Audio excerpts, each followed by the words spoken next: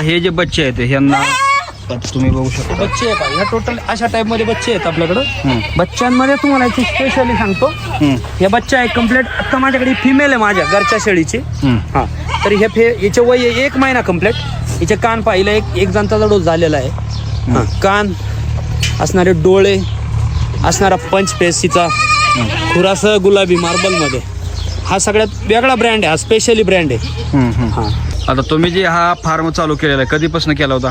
हा फार्म चालू करून मला कमीत कमी आता 14 वर्ष झालेली आहेत. बरं, 14 वर्षाचा तुम्ही आता जो अनुभव तुम्हाला आहे, तर त्यानुसार तुम्ही शेळी पालनात हीच जात का निवडली? कारण तुम्ही बदलू पण शकत होता. टोटल ऐका ना, मी बोर सानेन सगळं करून आज जमनापारी वगैरे सगळे करून दमलोय. परंतु काय होतं, विकताना मार्केटला गेल्यानंतर जी क्वालिटी आहे, 50 बकरामध्ये 4 बकराला क्वालिटी येते, बाकीची बकरं 19-20 होत्यात. मार्केटमध्ये 4 बकरांचे पैसे होतील, पण बाकीचा माल स्वस्त विकावा लागतो.